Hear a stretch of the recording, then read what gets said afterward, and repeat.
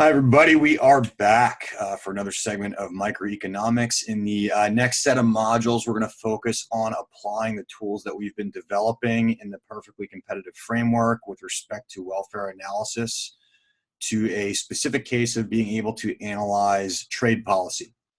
So this is going to be the first video and a few brief videos in this module. We're going to start just in this first part by discussing the introductory setup of the model. And then we will move into considering two core cases of where a country is either importing or exporting in a particular market. And we will show a very strong analytical result, that result being that when a country opens up to free trade, the size of the economic pie in terms of total surplus tends to increase. This is a very strong and well understood result that we're going to take some caution going through momentarily.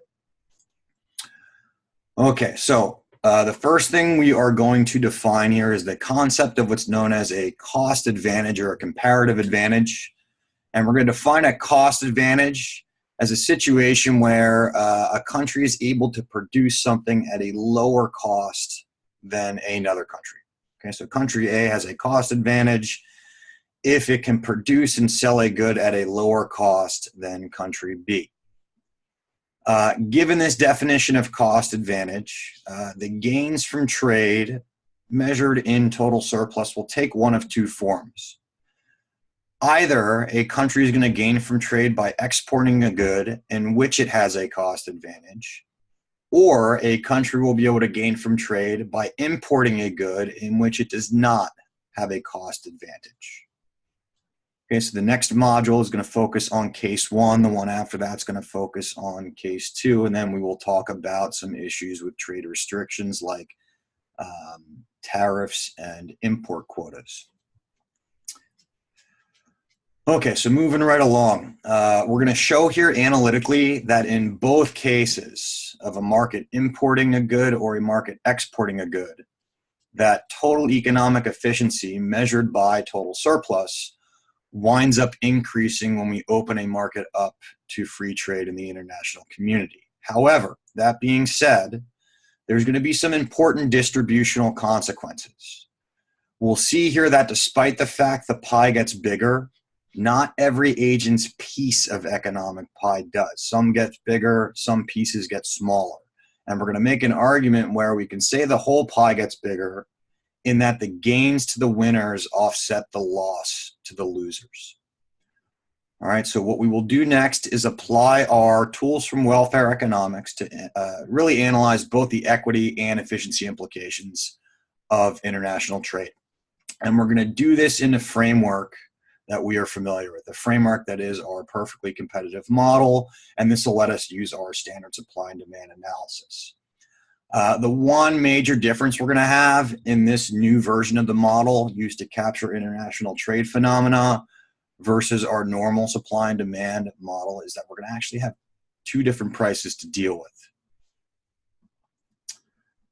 Okay, and this is related to a very important assumption that we will make in conducting the foregoing analysis. So we're going to assume here that a small economy is a price taker in world markets, and its actions have absolutely no effect on the price in the rest of the world.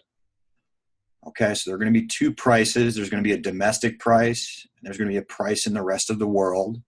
We're going to treat our market like it's a small enough economy where it does not have any effect on the world price. Okay, this assumption is very consistent with the assumptions we made in the underlying framework of the competitive market model, that no buyer or seller is able to influence the overall price. Now, keep in mind, this assumption may not be a great one, especially for the US, where the United States is a major player in the international market. However, this assumption doesn't really let us lose anything. It simplifies the analysis, but we don't lose any of the important lessons. So the small economy assumption we will keep as we conduct this analysis. Okay, now the important thing to realize here is that when a small economy engages in free trade, the only relevant price is going to be the world price. Okay, that is because no seller would ever accept less than PW, since that seller could always sell for a higher PW in world markets.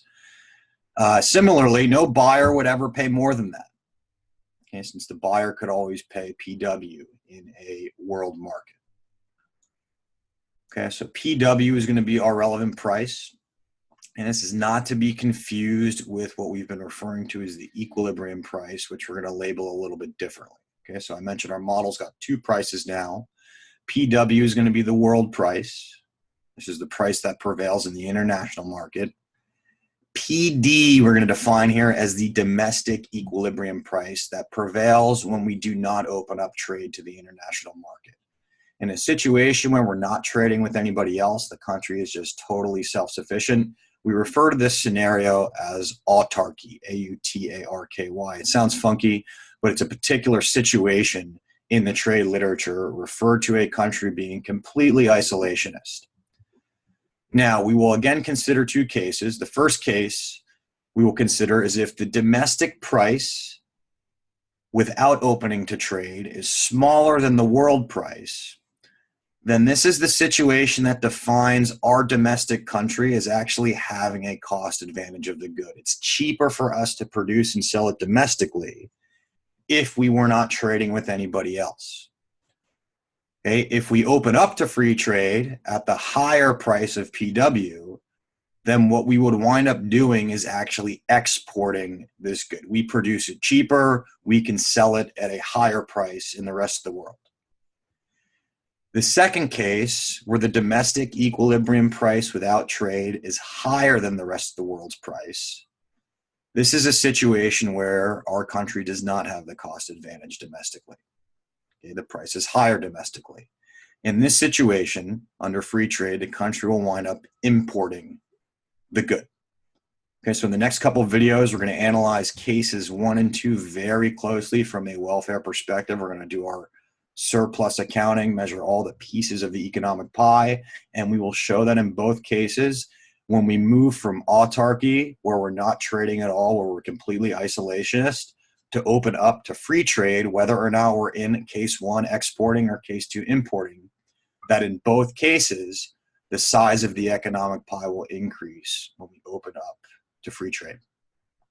So stay tuned for a few more videos, brief segments related to this information. Hope you enjoyed. See you soon.